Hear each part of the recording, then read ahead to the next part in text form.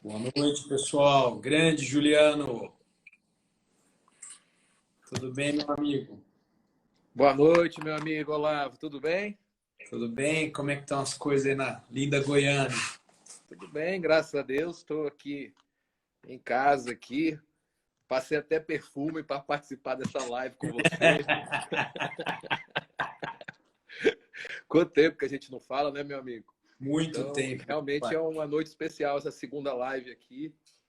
Graças à sua insistência, meu Instagram é fechado, mas você tem esse poder de me fazer uma live, né? Tudo bem, meu amigo? Tudo bem, meu amigo? Poxa, é uma honra. É difícil te arrancar aí dos estudos e do trabalho, né? A Simone, sua esposa, ainda brinca que eu falei que eu vou te transformar num blogueiro. Ela falou que vai ser um milagre. É porque teu conhecimento tem que sair aí da sua casa e invadir aí o Brasil e o mundo, porque é um desperdício. Estou falando aqui, eu pensei que fosse o Pedro Lenza. Ele é muito mais bonito que nós dois, né, Juliano? Pedro é Não, grande amigo nosso. sem comparação, sem comparação. É um galã, rapaz. E aquele cara não dorme. Eita, eu vejo ele aí, eu falo, eita, o Pedrão não dorme. Nós somos amigos e nós temos livros juntos, é sempre uma honra. Todos os colegas, né? Todos os colegas do direito constitucional, a gente tem contato e uma grande amizade. O Lauro Parente aqui do canal Arbitragem. Pessoal, vamos usar o aviãozinho para chamar mais pessoas para nossa live aí ter uma divulgação maior. Conto com a ajuda de vocês. Ô, Juliano, eu vou fazer a apresentação formal porque o público oscila muito.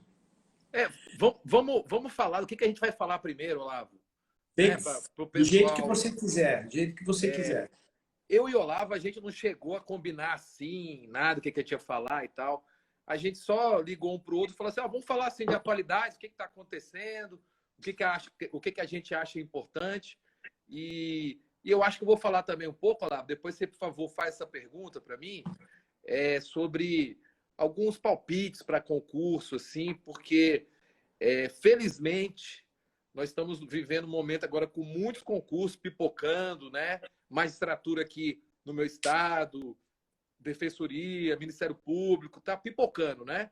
Faltaram muitos concursos do ano passado e agora parece que estouraram um cano de concurso, está estourando, tem um cano de concurso estourado aí, muitos concursos pela frente.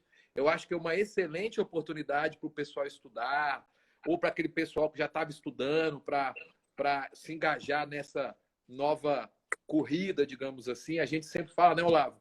Concurso é uma maratona, não é uma corrida de 110 metros ali ou 5.000 metros, não, é uma maratona. Você tem que se preparar muito tempo, muitas vezes fazer vários concursos antes de ter aprovação.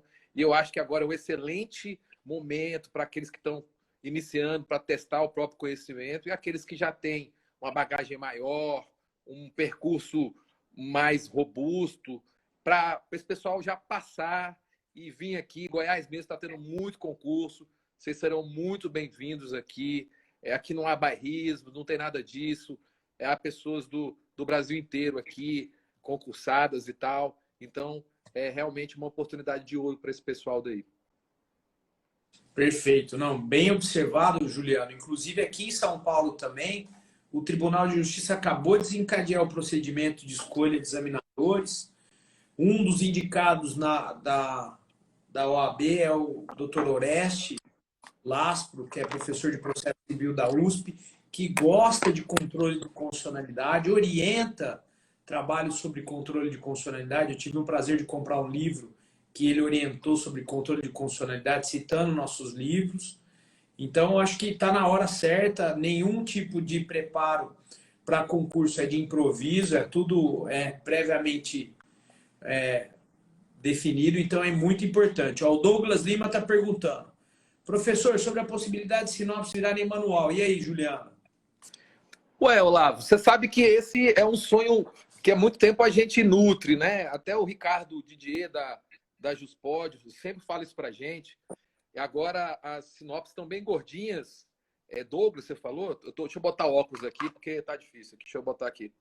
É o Dog GS Lima. Isso. Realmente é um sonho nosso. Eu acho que a gente preparou durante muito tempo, né, Olavo? Degrau por degrau para chegar. Agora eu acho que realmente as sinopses já estão robustas o suficiente. Nós também já amadurecemos bastante nesse percurso todo aí. E as sinopses estão aí já com mais de 2.000 folhas, somando as duas, né? Então, realmente, de sinopse só tem o nome agora, né? Muita gente falava assim, e a gente tinha essa resistência, não, vamos lá e tal. Mas agora, realmente, a gente, na última edição do tomo 2, que vem a ser a 10ª edição, nós acrescentamos a parte de direito financeiro, de orçamentos públicos, finanças públicas, e aí a coisa está realmente completa, né? Vocês têm nas mãos aqui, sob a forma de sinopse, uma preparação muito boa para concurso, com questões, etc. Mas talvez a gente já tenha que pensar em transformá-la em um manual e talvez fazer uma espécie de lipoaspiração nas sinopses, né? Talvez transformá-la só em um volume, alguma coisa assim. Mas a gente vai estudar ainda a fórmula ideal para que o pessoal que gosta do nosso trabalho, que acredita no nosso trabalho, para eles não continuarem comprando a sinopse sem perda de conteúdo ali. Então, a gente tem que fazer essa lipoaspiração com muito cuidado, mantendo a objetividade da sinopse e a grande eficácia dela para a aprovação de concursos, principalmente os concursos, digamos assim, de nível ouro, né? Magistratura, Ministério Público. Realmente a gente faz as sinopses pensando nesses concursos de nível mais sofisticado, né? Então, até uma dica para os concurseiros: se você mira, né? Se você aprende a acertar no alvo que está a 1.000 metros de distância, ou seja, estudar para concursos que tem maior exigência para direito constitucional, automaticamente, consequentemente, você está habilitado para passar em qualquer outro tipo de concurso que exija direito constitucional. Perfeito, bom, muito bom. Bom, então já fizemos um panorama geral do que nós vamos falar e aí fazer uma apresentação rápida do Juliano. O Juliano é juiz federal desde 1998, é mestre pela UNB, foi orientado pelo grande ministro Moreira Alves, que é um dos pais do controle de constitucionalidade do Brasil em termos doutrinários. É especialista em justiça constitucional e tutela jurisdicional dos direitos pela Universidade de Pisa, da Itália. É pós-graduado lato sensu em Direito Processual Civil pela Universidade Federal de Goiás. É professor convidado da Escola da Magistratura do Estado de Goiás, da Escola Superior da Advocacia do Estado de Goiás. Foi professor efetivo concursado da Faculdade de Direito da Universidade Federal de Goiás, onde lecionou Direito Constitucional e Processo Constitucional na graduação e pós-graduação. Foi promotor de justiça de 96 a 97 e juiz de direito 97 e 98, ambos no estado de Goiás. Foi aprovado em 9 concursos para carreiras jurídicas. Magistratura Federal TF da primeira região, o cargo que ele ocupa hoje como juiz federal. Promotor de Justiça no Ministério Público do Distrito Federal e Territórios, primeiro lugar. Promotor de Justiça do Ministério Público de Goiás, primeiro lugar. Procurador do Estado de Goiás, Magistratura de Goiás, Procurador Federal e professor assistente da Faculdade de Direito da Federal de Goiás. É autor de vários livros, da editora Saraiva, da editora Sérgio Antônio Fábio, Os Verdinhos, e autor aí, coautor da Sinopse de Constitucional. É um juiz federal muito trabalhador, muito atuante, é muito elogiado aí, inclusive pelos advogados, e é um grande professor que eu tenho o prazer de ter aula particular quando eu escrevo a sinopse, e quando eu tenho alguma dúvida eu ligo para o Juliano, que é um grande artilheiro do direito constitucional. E eu tive o prazer de conhecer o Juliano, para quem não assistiu outra live, na cachaçaria. Né? Nós tínhamos um amigo em comum, temos um amigo em comum, o Orlando, que é procurador da República, e nós começamos a conversar sobre mestrado, ele tinha acabado de defender eu também. Aí eu falei, mas espera aí, você é Juliano, escreve sobre controle, você é o Juliano Taveira Bernardes? Eu cito você, pô, a DPF, né? Aquele dia foi muito engraçado. Agora tem que explicar esse contexto, né? De se conheceu na cachaçaria. Como assim, Olavo? Nem todo mundo conhece a cachaçaria de Ribeirão Preto, né? Então as pessoas, pô, esses dois são os cachaceiros. Não é bem assim. A cachaçaria na época, aquilo era 2003, por aí, né, Olavo? 2002, 2003, na verdade. Foi quando eu fui removido, eu fui titularizado na Vara Federal lá de Uberaba, e eu passava alguns finais de semana ali em Ribeirão Preto, e era um excelente local para um bar muito bom ali de Ribeirão Preto. Saudade daquela época, Olavo. Ainda tem ainda cachaçaria aí? Como é que tá? Tem, tá cada vez mais bonito lá, mas a gente não vai mais, né? Nem antes da pandemia. Eu já cheguei na fase só do restaurante, chego no primeiro horário e vou embora cedo. Eu vejo o seu portfólio de alimentação, digamos assim, no seu Instagram. Realmente é para deixar qualquer um ali admirado, viu? Parabéns, você e a Débora ali estão de parabéns. Agora A vamos falar o Débora, que interessa, né?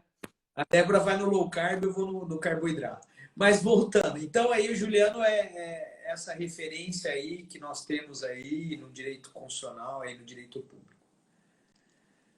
Juliano, fala um pouquinho aí agora para o pessoal fazendo favor, o que tem mais chamado mais a sua atenção acerca da recente jurisprudência do STF? Olha lá, óbvio que a gente, para manter atualizada a sinopse, a gente tem a obrigação de acompanhar a jurisprudência do Supremo, né?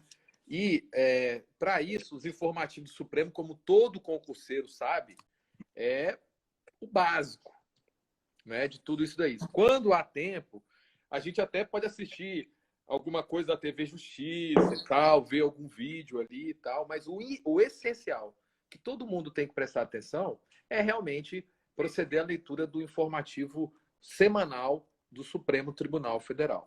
E nos últimos tempos, né, é o que me vem chamando a atenção, não de hoje, mas de algum tempo atrás, eu acho que a gente já falou sobre isso, não sei se na última live, pelo menos por telefone, que a gente, quando se fala um com o outro por telefone, é um excesso de ativismo ali do Supremo Tribunal Federal, né? Realmente, o Supremo Tribunal Federal age com ativismo no sentido de preencher algumas lacunas deixadas por outros poderes e tal. São várias as definições de ativismo. Mas me chama a atenção não só o ativismo, Olavo, do aspecto material, ou seja, como ele interpreta a Constituição, cada vez mais estendendo os seus próprios poderes. Agora, por exemplo, a gente viu recentemente uma decisão do Supremo Tribunal Federal, no final da semana passada, proibindo o cumprimento de mandados judiciais de despejo, desocupação, tal, por meio de uma ADPF. Eu não quero entrar aqui no mérito da decisão em si, Olavo, mas o que me chama a atenção também é a utilização de um ativismo para garantir uma hipertrofia dos próprios instrumentos que o Supremo utiliza, né? Então, um ativismo duplo, uma hipertrofia da interpretação da Constituição e uma hipertrofia dos instrumentos que ele utiliza para fazer essa interpretação. E, nesse contexto, a DPF passou a ser uma espécie de coringa. Ela serve para tudo. Ela serve para impedir despejo, ela serve para... Enfim, é uma ação coringa. E nós, na sinopse, e desde a minha dissertação de mestrado, que está publicada pela Saraiva no livrinho, sim, né?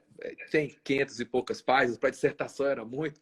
Desde 2004, a gente sempre fala que, olha, a DPF está tendo a sua utilização deturpada, ela não poderia ser utilizada a não ser que já fossem esgotados todos os meios judiciais eficazes para controlar ou para reparar o descumprimento a um preceito fundamental. E a gente vê que o Supremo, quando quer, ele diz isso e arquiva a DPF.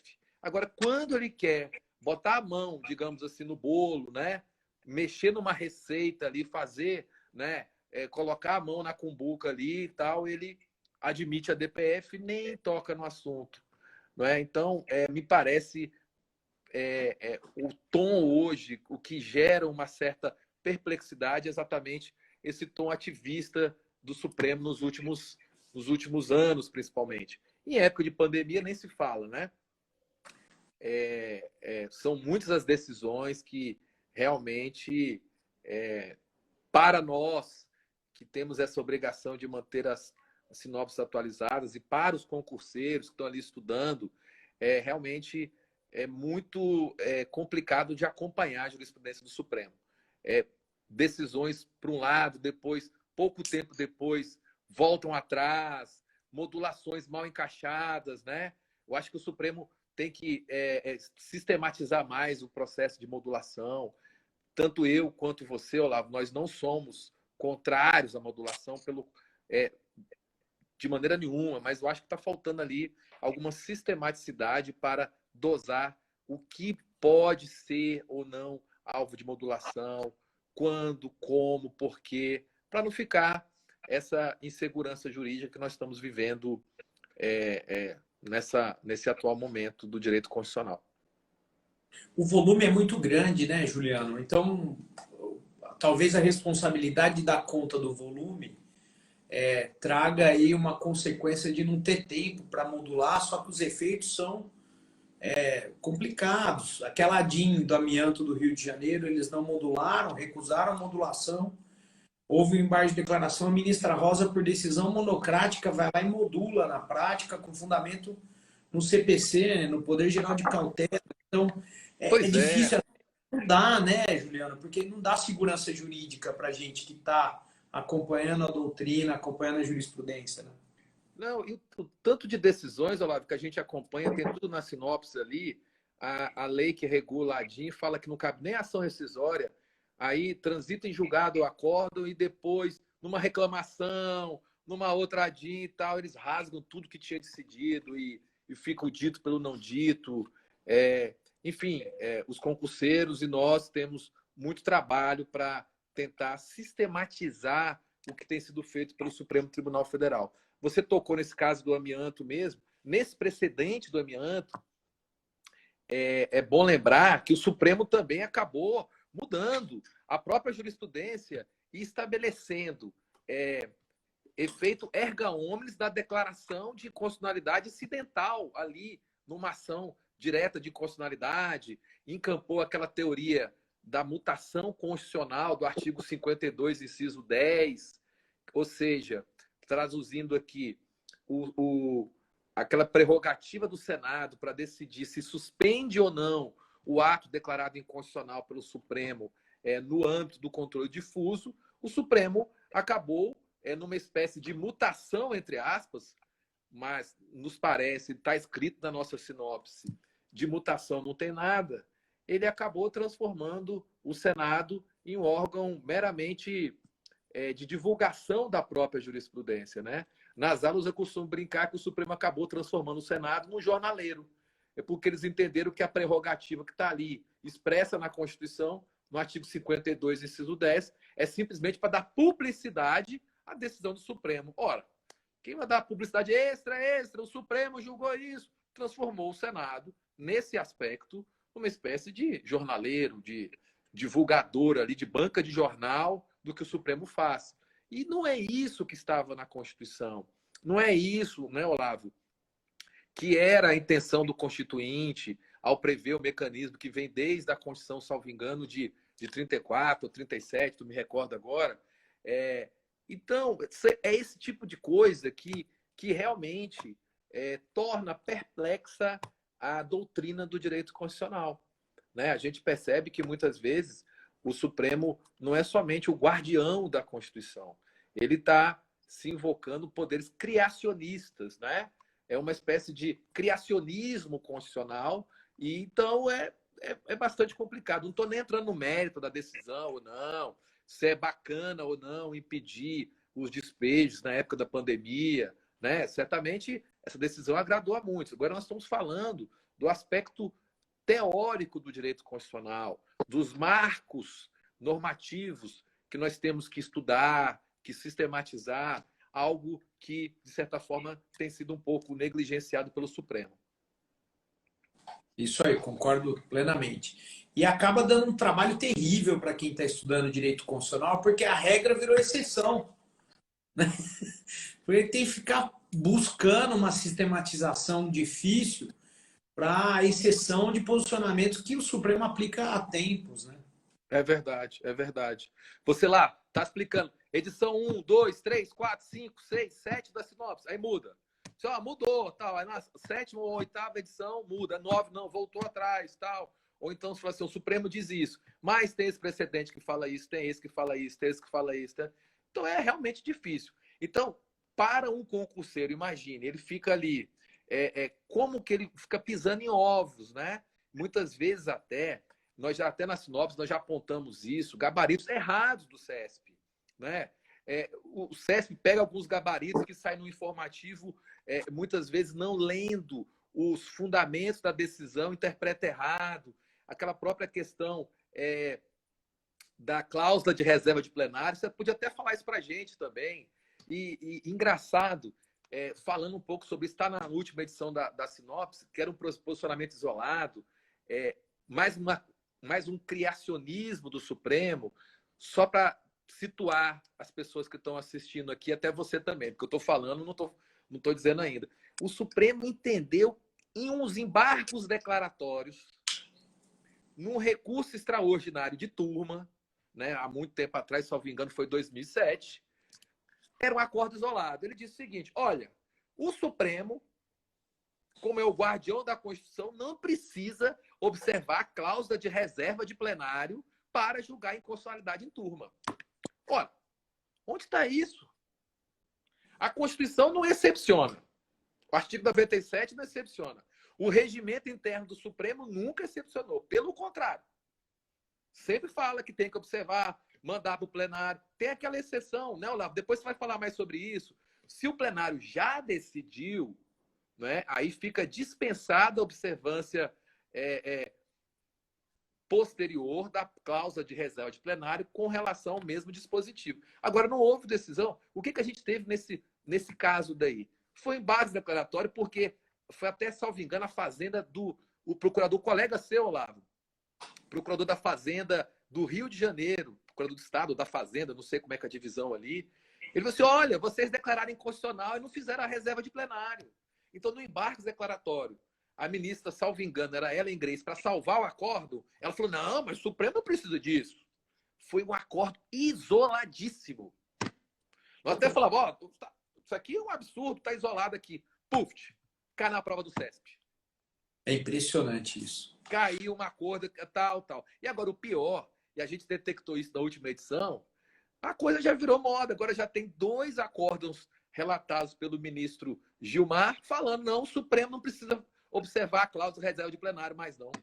Fazendo referência a esse acórdão, digamos, curioso, né?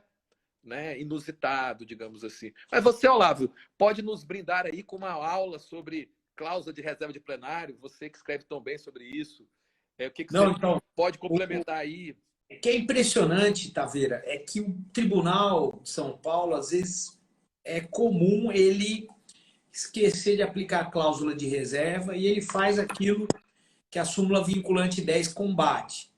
Ele deixa de aplicar uma lei e diz que está aplicando a Constituição. Houve um caso agora que gerou muito debate na arbitragem, que foram as decisões da Câmara de Direito Empresarial aqui, que deixaram de aplicar o 189.4 do CPC de 2015, que prevê o segredo de justiça das ações que versem sobre a arbitragem.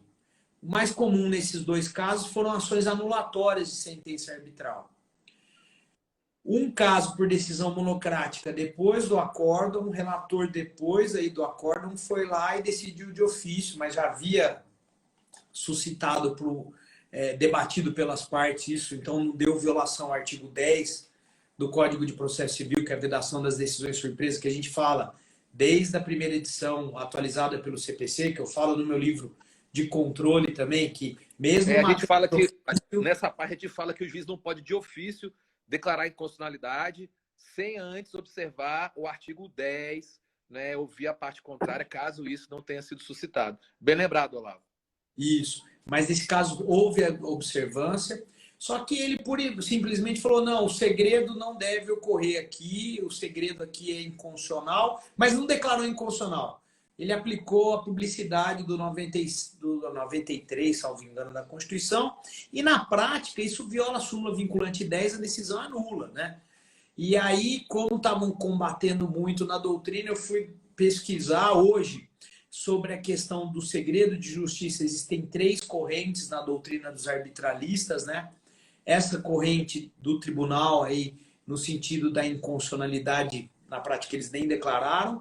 Há uma segunda corrente no sentido da constitucionalidade, aí 2 grandes professores, o Tiago Marinho e o Haroldo Versosa, defendem que o segredo do negócio não pode ser atingido e está dentro dos princípios constitucionais da ordem econômica, a liberdade contratual, a reserva, a livre iniciativa, né? E uma terceira corrente, que é a do Peter Sester, que é um professor da GV do Rio, que é alemão, que é uma corrente intermediária que diz, não, olha, não é necessário, como regra, o segredo das ações anulatórias, porque há um tempo razoável entre o litígio julgado de arbitragem e a ação anulatória, que por vezes, às vezes, o segredo daquela sociedade, o segredo industrial ali, perde sentido. Então, determinado caso, a parte deve demonstrar a necessidade de segredo. E ele diz que não é tradição mundial existir, é um argumento mais de autoridade, né, que não é da tradição mundial, o segredo das ações anulatórias.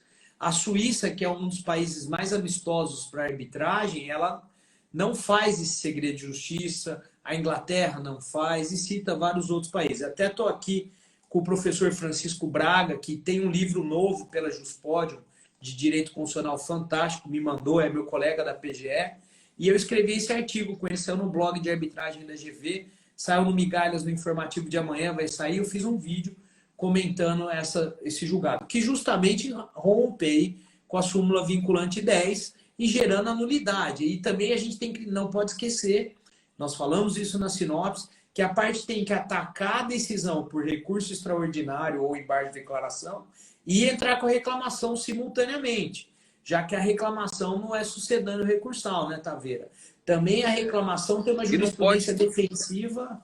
E não pode deixar transitar em julgado, porque a reclamação também não serve para rescindir julgado. Agora, falando isso aí, você me lembrou de uma coisa, Olavo, dentro da cláusula de reserva de plenário, algo que a gente fala desde a primeira edição do livro, que é aquela teoria da derrotabilidade das normas, né? Até o nosso amigo Pedro Lenza também coloca no livro dele, a gente desenvolve isso desde a primeira edição.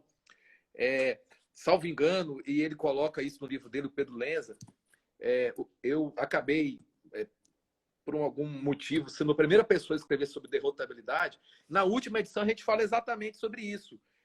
Pegamos uma doutrina do nosso colega, que é até promotor aqui em Goiás, o Samuel Fonteles, excelente constitucionalista, ele defendeu a necessidade da cláusula de reserva de plenário para declarar-se a derrotabilidade das normas. E nós sustentamos na sinopse que não, porque como a derrotabilidade das normas não exige um juízo sobre a validade em si da norma, tanto é que ela continua válida para as demais hipóteses, é simplesmente uma identificação de uma norma de exceção em razão de uma circunstância excepcional, muito particular.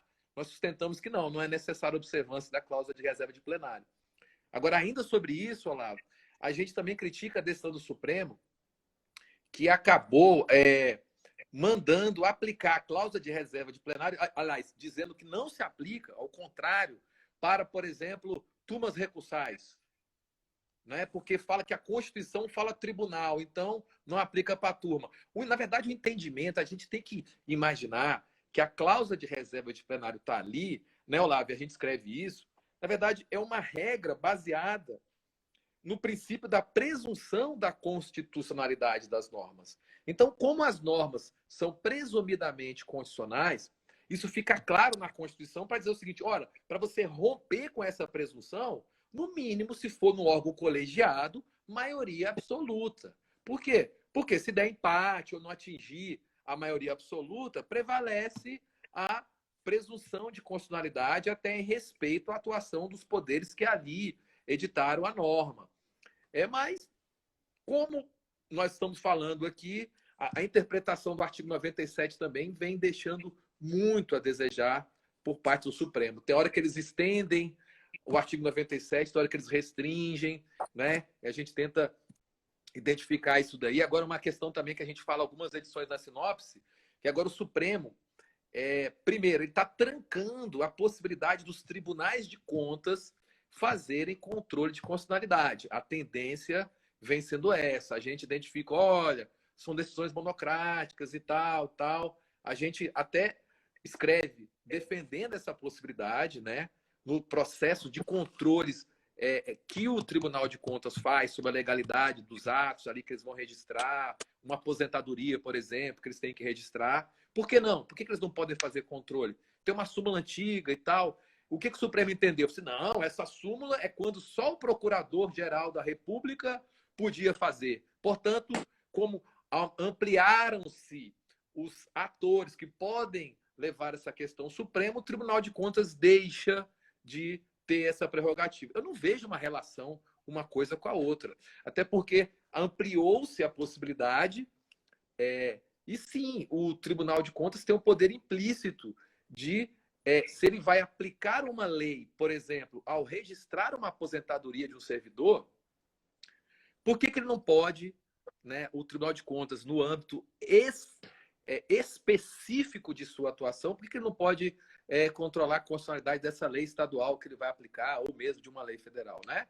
Tinha uma súmula sobre isso. Então, o Supremo está abandonando essa súmula, ainda não chegou a fazê-lo de vez, mas a tendência é essa. E, ao mesmo tempo, Olavo, a gente percebe que o Supremo começou a abrir a janela do CNJ e do CNMP para eles poderem fazer controle. Então fica uma coisa meio complicada. Eles trancam para o TCU e abrem para o CNJ. Eles estão abrindo a torneira para o CNJ. Mas, de qualquer forma, independentemente de que rumo que essa discussão do Supremo vai ser concluída, a gente defende que, bom, são órgãos colegiados, tem que observar a cláusula de reserva de plenário, mesmo que não sejam tribunais estrito sensu. Por exemplo, o CNMP.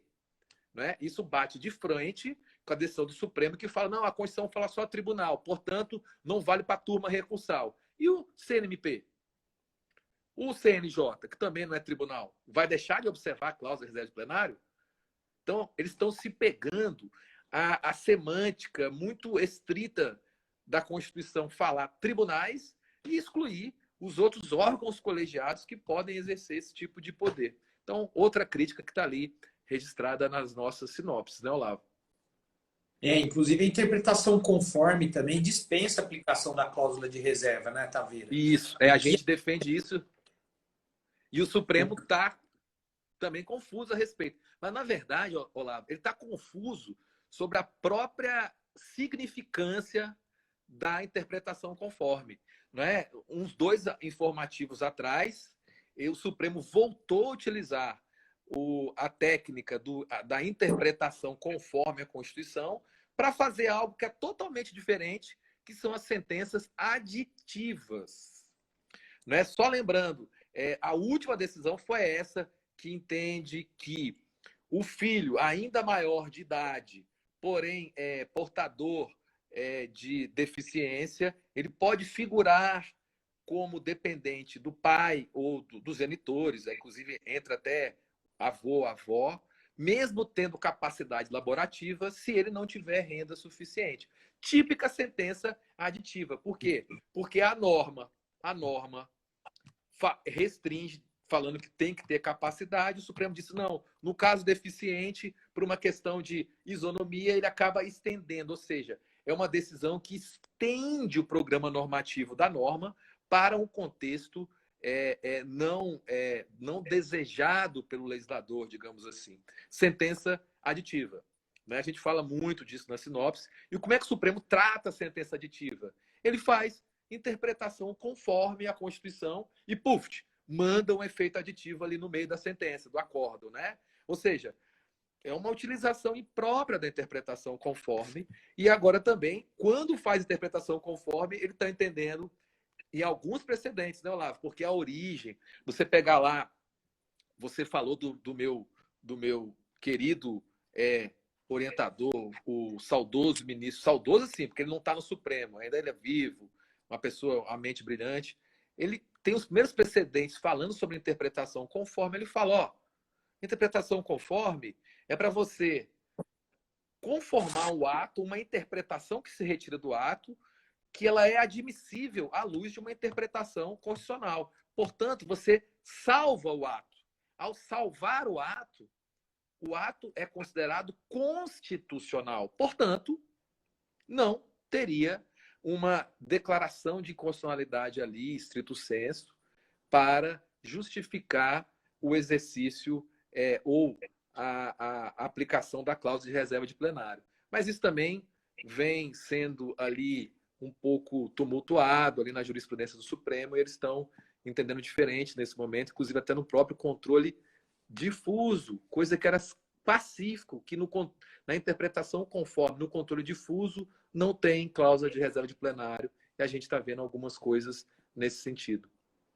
A banalização da cláusula da interpretação conforme. Quando o sentido da norma é unívoco, não cabe interpretação conforme. É só quando é plurívoco. Todos os doutrinadores que começaram a tratar disso antes aqui no Brasil, né? E o Moreira saiu na frente. Tanto o pessoal mais novo não sabe, o ministro do Gilmar Mendes tem um dos primeiros livros sobre Moreira Alves e o controle de constitucionalidade, dada a importância do ministro Moreira Alves no controle de constitucionalidade brasileiro, né, Taveira? Também foi orientador dele no mestrado na UNB, e também foi orientador. Eu dei muita sorte, eu peguei as duas últimas turmas do professor Moreira antes dele se aposentar na UNB e tal, e eu confesso que eu tive essa grande honra de ter sido orientado por ele. Ele prefaciou meu livro, que foi dissertação de mestrado, então realmente faz muita falta no Supremo a coerência que ele dava, né? Fantástico. Vamos falar de concurso, que o pessoal da Juspod vai deixar a live gravada lá para vocês acompanharem. O Juliano, inclusive, está pelo Instagram da editora Juspod. Me sigam aqueles que assistirem aí a live Olavo A. Ferreira. E, Juliano, avaliação sua sobre os concursos. Você já foi aprovado em 9 concursos, vários em primeiro lugar, 2 para a magistratura, 2 para o Ministério Público, 1 para Procurador Federal, 1 para Procurador do Estado. 3 vezes você passou em primeiro lugar. Qual a orientação que você dá para aqueles que estão em dúvida, que saem da graduação, estão assim, meio sem norte, se vão para uma especialização, vão começar a estudar para concurso, vão advogar meio período? O que você orienta? Porque é a hora que a pessoa precisa ouvir daquele que teve aí a experiência e continua acompanhando os concursos. Que uma coisa só é ter experiência, continua acompanhando. Faz mais de 20 anos os concursos. É difícil falar, né? Não existe uma fórmula exata que funcione para todos, né? Agora, sempre que me perguntam, e você está fazendo isso agora, eu sempre oriento o seguinte: ora, em vez de você buscar uma especialização, se você quer concurso, né? Olá, a primeira coisa é o seguinte: a pessoa tem que ter segurança. Eu quero isso mesmo, eu quero isso mesmo. Fala com o namorado, com a namorada, você, eu vou enfurnar aqui, eu vou estudar, etc. Então, nossos finais de semana ficarão menos, digamos assim, menos disponíveis um para o outro e tal. Tem que decidir. É uma decisão que realmente impacta a vida social da pessoa. Ela tendo decidido isso, eu já não tenho dúvida. Adie o sonho de uma pós-graduação, não é? Por quê? Porque a pós-graduação, bem ou mal, ela vai tomar um tempo, ela vai exigir um estudo, muitas vezes específico, de algo que não será tão cobrado em concurso. Por exemplo, muitas especializações estudam sobre metodologia do ensino superior, coisa que não tem nada a ver ali com a vida do concurseiro. Então, o que eu falo? Nossa, você tem esse sonho? Adie um pouco. Passe no concurso, não é? E quem sabe até você pode realizar o seu sonho durante a licença capacitação que os cargos públicos, muitos deles permitem. Ou, no meu caso, quando eu fiz o mestrado, eu consegui um afastamento por 3 meses pelo tribunal para escrever a dissertação. Foi muito útil para mim. Então, eu acho que esse tipo de sonho ele pode ser adiado, não é? Não digo seja cancelado, mas adiar eu não vejo nenhum problema. Agora, algumas pessoas elas usam as especializações, as pós-graduações, para fins de comprovação de experiência jurídica. Aí é uma resposta diferente, né? Mas se não é o seu caso, dedique-se ao concurso, não é? Falamos aqui, não é uma corrida de 100 metros ou 200 metros, é realmente uma maratona. É muito difícil uma pessoa passar num concurso que a gente chama nível ouro, com menos de 2 anos de estudo. É muito difícil. Acontece, mas é difícil. Então você tem que ter essa preocupação, preparar a família, preparar o seu espírito para essa longa caminhada, não é? E sempre perseverando, com dedicação. Porque a gente sabe, né? Muitas vezes a pessoa está ali estudando 8 horas ali na biblioteca, mas na verdade das 8 horas, 5 horas tá vendo Instagram, tá vendo Facebook, tá vendo Twitter e tal. Não, tem que ter produtividade, tem que pegar, tem que ser, como falava aquela propaganda da Nike, né? No pain, no gain, né? Se não tiver dor, você não tem ganho. Então, realmente tem que se dedicar. E é isso aí. Não há. A sorte ajuda quem está preparado, né? Então, não há que se contar com a sorte nesse momento. O autopoliciamento, a qualidade do estudo é muito importante, né, Taveira? Se policiar permanentemente, se você está lendo com o máximo de concentração, com a rapidez necessária para um número maior de matérias a cada vez. O William Douglas fala muito isso naquele livro Maratona da Vida, que o concurso é uma maratona. Você vai começar a estudar e a correr mais devagar, você vai ter que dar umas pausas, respirar mais, mas quanto mais você forçar as suas pernas e a sua cabeça, você tem um rendimento melhor nas duas atividades. E você falou dessas minhas aprovações no concurso, realmente é um número razoável. Agora, na verdade, quando você está preparado, você acaba, é como fazendo essa comparação com a corrida. Se você está preparado para correr 30 mil metros, você corre 40 mil metros também. Né? Eu falo assim para ouvir dizer, porque eu nunca corri tanto assim, né, Olavo? Mas é assim. Então você vai, já passou no concurso, você vai, faz outro, vocês vai esticando ali essa corrida, você acaba passando em muitos outros concursos, depois você tem a grata satisfação de poder escolher o concurso que mais lhe apetece. Mas para isso você tem que se dedicar, e aquilo que a gente falou no começo dessa live, né? Talvez as pessoas que estão ingressando agora na live não tenham percebido. Mas quando a gente prepara a sinopse, a gente prepara no nível para passar na prova de direito constitucional de qualquer concurso do Brasil. Magistratura Federal, Procurador da República, Magistratura Estadual, Magistratura do Trabalho. Você está preparado para todos. Agora, muitas vezes a pessoa, não, mas eu quero para analista, eu quero para... Eu até vi alguém falando aqui, eu quero para policial rodoviário federal, vi alguém escrevendo aqui. O nível de exigência talvez não chegue a tanto. Mas se você está preparado para uma maratona, você correr uma corrida com menor exaustão, digamos assim, é bom para você. E é aquele que fala, uma das coisas que eu gostaria de falar, e eu tuitei isso há muito tempo, e agora eu depois até olhei aqui de novo, esses dias atrás, virou uma espécie de modinha, falar da lei de Pareto. Você já ouviu falar dessa lei de Pareto, Olavo? Não. Começou a ser modinha entre os coaches e tal. Na verdade, eu falava disso. Eu esbarrei nesse negócio há muito tempo atrás, falava para meus alunos. Até para puxar a cordinha para a nossa disciplina, né, Olavo? Direito Constitucional. É disparadamente, não, longe do segundo colocado, a matéria mais importante. Pelo amor de Deus, eu brinco nas aulas que a gente estuda para o ápice da cadeia evolutiva, que é o direito constitucional, né? Então, pela lei de Pareto, a lei de Pareto fala o seguinte: 80% dos resultados, ele fala isso estudando até uma economia, em economia, aplica-se em várias áreas. Aí a gente faz esse pandan para o concurso. 80% dos resultados se devem a 20% das causas possíveis. E eu brinco, há muito tempo eu brinco o seguinte: 80% da chance de sucesso na sua aprovação se deve a 20% do edital do seu concurso. E desse 20%, o que mais é importante é direito constitucional. Não tem onde fugir. A prova de penal, tal, se você sabe direito constitucional, você encaixa alguma coisa ali e Cai você tudo. vai. Ele cai em Exatamente, você vai impressionar o examinador, você vai conseguir ali sair de uma sinuca de bico, digamos assim. É o direito constitucional. E agora, dentro do direito constitucional, pela regra de Pareto, 80-20, né, ou seja, 20% do edital responsável por 80% da sua chance de aprovação. Aí não tem como fugir também de uma outra coisa que a gente gosta muito, né, Olá? Você tem livro, eu também tenho, que é controle de constitucionalidade.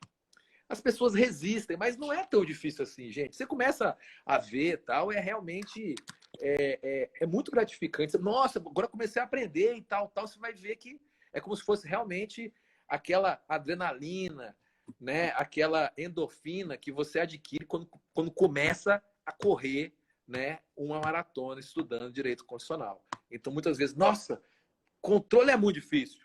Realmente, tem suas peculiaridades, mas quando você estuda, depois fica tudo mais fácil. As portas se abrem. Então, aplicando a lei de Pareto, se 80% do seu resultado se deve a 20% das causas, você pode estudar direito constitucional, porque ele vai causar um impacto favorável no seu rol de soluções. E Para direitos concluir. fundamentais também, né, Taveira? Tem um peso fantástico em todo Nossa! direito. Olha a sinopse nossa, quanto está atualizada de direitos fundamentais, a parte penal, a parte civil, a parte de irretroatividade da lei. Isso aí é dia a dia, né? É dia a dia. Olavo, eu tive a curiosidade de olhar aqui. A gente tem mais de 500 folhas no tomo 1 e do 2 falando sobre direitos fundamentais. Então, se a gente quisesse criar um terceiro volume, ou seja, só de direitos fundamentais, a gente tinha 500 folhas numa sinopse, não é? E a nossa sinopse, a gente sabe, a gente não fica ali amassando barro, viajando na maionese, escrevendo o que não tem que ser escrito. São coisas que realmente são impactantes até seguindo essa lei de Pareto. Então, direitos fundamentais é importantíssimo. Quando você vê agora as provas de penal, processo penal, praticamente estão tudo ali no direito constitucional, né? E a Enfim. parte de remédios é fantástico. Eu dou aula como convidado aqui na pós de processo civil da USP. Os alunos compram a sinopse na especialização para estudar remédios. A parte de remédios ali é fantástica. A casuística, a jurisprudência, né? Dá um trabalho, né? Mas ficou bom. Bom, agora é tua vez de me perguntar. Pois é, Olavo. Dentro dessas últimas decisões aí que o Supremo teve nesse tempo atrás, você viu que curiosa a questão da legitimidade do governador? Teve uma peculiaridade. Nisso aí, Interessante eu isso, até né? concordo com o Supremo. A gente não falou sobre isso, mas eu achei interessante. Comente aí para nós sobre isso. A realidade é mais rica que qualquer teoria, né? O professor Clemerson ainda diz isso no seu livro de controle abstrato, que é um dos melhores livros que eu já li na minha vida, e fica a nossa homenagem ao grande professor Clemerson, que prometeu lançar a edição nova, né? Bom, o governador afastado do Rio entrou com uma ação direta de inconstitucionalidade, né? E aí o Supremo definiu agora em maio de 2021, não deu tempo de incluir na sinopse, porque ela foi entregue aí logo depois do Carnaval, né, Taveira, mais ou menos. E agora já nós vamos colocar, o Supremo entende que governador afastado não pode propor ação direta, porque ele perde aí essa condição, mesmo o afastamento popular. Né? Então, o Supremo não admitiu e extinguiu aí a ADIM por ausência de legitimidade. Né? Portanto, o que acontece nesse caso? É a famosa ADIM 6728, né, do Rio de Janeiro. Aí. Na verdade, ela é do DF, porque a ADIM carrega aí a barra do DF nesse caso, não a barra do Rio de Janeiro, mas o governador é do Rio de Janeiro. Então, ele não pode, aí não tem essa legitimidade. Bom, isso aí não tem muito o que falar, é uma condição que depende do exercício da função. Aproveitar e perguntar para o Juliano, aproveitar que nós temos mais 10 minutos de live, como tem muito concurso aberto aí, e o pessoal está com uma reta final, está chegando aí na fase final agora de se preparar, que palpite que você dá agora para aquela pessoa que está fazendo uma revisão de constitucional, uma revisão de direito público? Onde que eles vão mirar? Olá, eu até botei o óculos aqui agora para ler um pouco os comentários aqui. Teve um ou dois comentários atrás que falou assim: nossa, enquanto você estava falando dessa questão do governador do estado, alguém comentou aqui, ficou para trás, eu tenho que puxar aqui para ver. Deixa eu ver o nome aqui, ó. O Doug JS Lima de novo. Ele falou assim: ó, isso tem cara de questão de prova. Concordo. Boa para cair em prova, inclusive prova de X. Porque não demanda muita coisa. Ah, governador afastado, pode, alguma coisa assim, né? Bom, um palpite, é sempre complicado palpitar, né? Claro, mas quem está aqui na live sabe que a gente não tem nenhuma informação privilegiada, é palpite. Palpite é palpite, né? Mas eu iria vimos muito isso nos últimos meses, a questão da repartição de competência federativa, Olavo. O tanto de pano de manga que isso deu, inclusive nos últimos informativos, mais um caso sobre isso, sobre a competência concorrente comum, essa divisão entre competência concorrente e comum entre estados e União, a briga entre governo federal e governos estaduais ali. O Supremo disse que, então, a competência comum para tratar da saúde abrange todo o espectro de tratamento da pessoa e tal, então acaba suplantando algumas questões do divórcio entre a norma geral federal e normas específicas estaduais, né? Direitos fundamentais, como sempre, cai muito. Controle, estudar DPF, eu acho que é uma ótima dica. A DPF sempre despencando os concursos. Talvez seja o tema que produza o maior número de questões. A gente sempre acompanha as questões dos concursos por aí. O que mais que a gente pode falar? Basicamente isso, direitos fundamentais, né? Muita coisa também acontecendo na parte de direito penal, com base nos HCs coletivos, né? Mais um ativismo do Supremo. O Supremo entendia que não poderia haver HC coletivo, porque era necessário identificar a autoridade coatora, né? Agora, há uns 2 anos atrás, o Supremo não, cabe HC coletivo. Isso acaba sendo uma ADIM em matéria penal que todos os juízes do Brasil têm que obedecer, né? Realmente uma inovação ali muito, muito inusitada do Supremo. Então tem muita coisa acontecendo. Minhas dicas: direitos fundamentais, a DPF e repartição de competências, para resumir. É o futuro, né? E aí estou perguntando na OAB, a OAB tem uma tradição muito forte de pedir controle de constitucionalidade. Então, assim, é impressionante a legitimidade da DIN, quantas vezes já caiu na OAB, na DPF e na DC aí, que é a mesma, e isso cai. Isso cai mais que o Soce de Vaplu, né? Aquele lá o famoso Soce de Vaplu já ninguém pergunta mais, né? Aquele lá dos princípios fundamentais ali do comecinho da Constituição, Soce de Vaplu. Hoje já está batido. Agora o artigo 103 sempre está ali, a decorebinha, o que é pertinência temática, quais são os autores que têm que observar a pertinência temática ou não, tal. Aquilo ali sempre cai. Controle cai demais. Voltando à lei de Pareto, faz parte daqueles 20% do edital que é responsável pela aprovação de 80% das pessoas que ali estudam. Perfeito, tá vendo? Nós vamos já chegando quase no limite aí, para não cortarem, nós sermos interrompidos aí, fica ruim. Nós podemos marcar outra live, eu faço em público porque ele não tem jeito de não dizer não. Ele queria falar pouco, não consegue, nem eu. Olha lá, chegamos quase 1 hora, nem passou o tempo, garanto que vocês também. Depois muita gente vai ficar gravado no YouTube, inclusive da editora. Eu vou pôr no meu canal do YouTube também. O canal vai ficar no Instagram da editora Juspódio. Considerações finais, Juliano, para aqueles que estão agora.